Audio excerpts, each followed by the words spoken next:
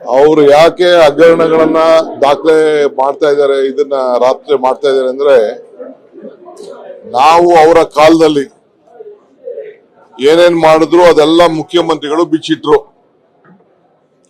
ಮುಖ್ಯಮಂತ್ರಿಗಳಿಗೆ ಉತ್ತರ ಕೊಡಕ್ಕೆ ಅವ್ರು ಬಿಡ್ಲಿಲ್ಲ. ನಾವು ಚರ್ಚೆ ಮಾಡಕ್ಕೆ ಒಂದು ಅವಕಾಶ ಮಾಡಿಕೊಟ್ಟಿದ್ದೋ, ಚರ್ಚೆ ಮಾಡೋಣ, ಉತ್ತರ ಕೊಡೋಣ ಅಂತೇಳಿ. ಅವ್ರು ಏನೇನ್ ಬೇಕೋ ಹೇಳಿದ್ರು, ನಾವ್ ಹೇಳಕ್ಕೆ ಅವರು ಬಿಡ್ಲಿಲ್ಲ.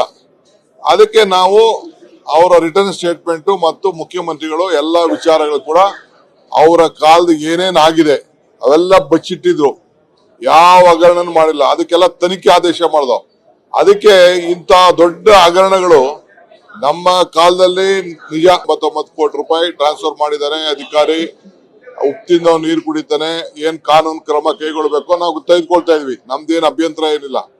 ಸೊ ಅವ್ರದೆಲ್ಲ ಇತ್ತಲ್ಲ, ಅದನ್ನ ಮುಚ್ಚಕ್ಕೋಸ್ಕರ ನಮ್ದೆಲ್ಲ ಈಚೆ ಬಂದ್ಬಿಡ್ತದೆ ಅಂತ ಹೇಳಿ ಇವತ್ತು ಮಾಡ್ತಾ ಇದಾರೆ.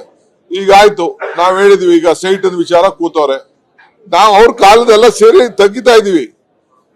ಹೋಗಿ ಅವ್ರು ಏನಿದೆ ಅವ್ರದ್ದು ಎನ್ಕ್ವೈರಿ, ನಾವು ಕಮಿಷನ್ ಎನ್ಕ್ವೈರಿ ಆರ್ಡರ್ ಮಾಡಿದ್ದಾರೆ ಮುಖ್ಯಮಂತ್ರಿಗಳು. ಅರ್ಥ ಆಯ್ತಾ? ಮುಖ್ಯಮಂತ್ರಿಗಳು ಕಮಿಷನ್ ಎನ್ಕ್ವೈರಿ ಆರ್ಡರ್ ಮಾಡಿದ್ದಾರೆ. ಹೋಗಿ ಎಲ್ಲ ಕೊಡ್ಲಿ ಅವ್ರ ಮುಂದೆ. ಮುಖ್ಯಮಂತ್ರಿ ಏನಿದೆ, ಏನ್ ಅವ್ರ ಜಮೀನ್ ಇದ್ದಿದ್ ನಿಜ ತಾನೆ, ತಗೊಂಡಿದ್ ನಿಜ ತಾನೆ, ಅವ್ರು ಎನ್ಕರೇಜ್ ಮಾಡ್ಕೊಂಡಿದ್ ನಿಜ ತಾನೆ. ಅದಕ್ಕೆ ಬಿಡಿ ಅವರು ಮೂಡವರು ಕಾರ್ಪೊರೇಷನ್ ಕೊಟ್ಟವ್ರೆ. ಏನ್ ಅವ್ಯವಹಾರ ಏನಾಗಿದೆ, ಅವ್ಯವಹಾರ ಮಾಡಿರೋದೆಲ್ಲ ಅವ್ರ ಕಾಲದಲ್ಲಿ, ಅವರೇ ಇದಕ್ಕೆ ಪಿತಾಮಹ. ಅದು ಕಂಪ್ಲೀಟ್ ಆಗಿ ಎನ್ಕ್ವೈರಿ ಆಗ್ಲಿ, ಅವ್ರು ಕೊಡ್ಲಿ. ಅದಕ್ಕೋಸ್ಕರ ಈಗ ಸುಮ್ನೆ ಅದನ್ನ ಮುಚ್ಚಕ್ಕೆ ಇದನ್ನ ಸ್ಟಾರ್ಟಿಂಗ್ ಫಸ್ಟ್ ಡೇ ತೆಗಿಬೇಕಾಯ್ತು ಇದನ್ನ ಅಂತವ್ರು. ಫಸ್ಟ್ ಡೇ ಯಾಕೆ ತೆಗಿಲಿಲ್ಲ ಇವರು? ಇದು 2 ವರ್ಷದಿಂದನೇ ಪೇಪರ್ ಬಂದಿತ್ತು ಈ ಎಲ್ಲ ವಿಚಾರ. 2 ವರ್ಷದಿಂದನೇ ಬಿಜೆಪಿ ಕಾಲದಲ್ಲಿ ಇಂತ ಕೊಟ್ಟಿದ್ದಾರೆ ಅಂತ ಅವತ್ತಿಂದನೇ ಮಾತಾಡ್ಬೋದಾಯ್ತಲ್ಲ. ಒಂದಿನ ಅದ್ರ ಬಗ್ಗೆ ಒಂದು ಸ್ಟೇಟ್ಮೆಂಟ್ ಮಾಡ್ಲಿಲ್ಲ. ಎಲ್ಲ ಇವರೇ ಸೈಟ್ಗಳು ಹಂಚ್ಕೊಂಡಿರೋರು ಎಲ್ಲ ಪಟ್ಟಿನ ಬಿಡುಗಡೆ ಮಾಡ್ತಾರೆ.